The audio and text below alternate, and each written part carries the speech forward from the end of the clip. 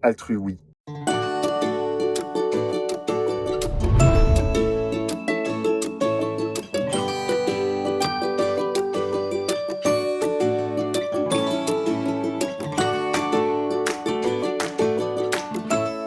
Pour moi, c'est hyper important l'altruisme. Je dirais même que le mot important n'est pas assez fort, en fait. C'est fondamental parce que c'est ce qui nous relie aux autres. C'est ce qui nous permet de nous dire qu'en fait, on est ensemble dans une société et on fait quelque chose pour l'autre.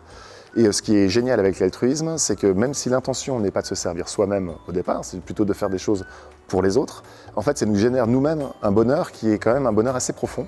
Et donc du coup, même si l'intention n'est pas de se servir soi-même, en donnant, on se construit aussi un bonheur personnel.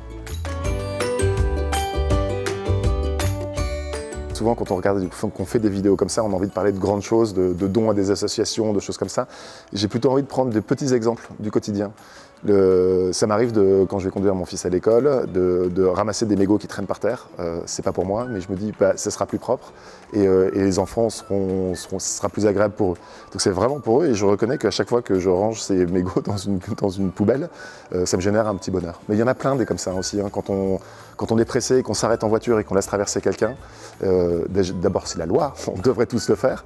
Mais c'est vrai que quand on le fait vraiment consciemment et qu'on sourit à la personne qui traverse, qu'on se dit, en fait, je lui ai fait gagner du temps, on a fait cette petite action pour elle, et quand je me connecte à la sensation que ça me fait en moi après, ça me procure énormément de bonheur. Et donc du coup l'altruisme, c'est d'abord pour l'autre personne, et on se rend compte en deuxième temps que ça revient pour soi de manière très douce. J'ai le droit de ne pas répondre à ta question. En fait, encore une fois, dans ces cas-là, on va citer les grandes figures de l'altruisme. Et il y en a beaucoup, évidemment, l'abbé Pierre, évidemment, des gens comme ça. Mais j'aime bien, moi, le petit altruisme du quotidien. Donc je vais prendre un exemple qui est entre les deux.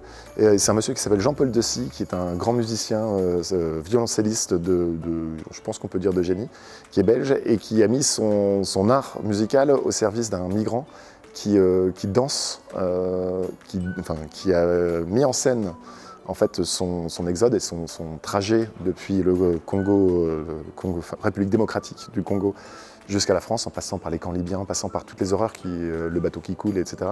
Et qui a voulu danser en arrivant, qui n'a trouvé que la danse pour s'exprimer. Et Jean-Paul Dessy, donc, l'a accueilli et a mis ça en musique. Et je pense qu'il l'a fait vraiment pour lui, vraiment aussi pour parler de ça au monde, mais je ne pense pas qu'il y ait trouvé un intérêt personnel, monétaire ou autre.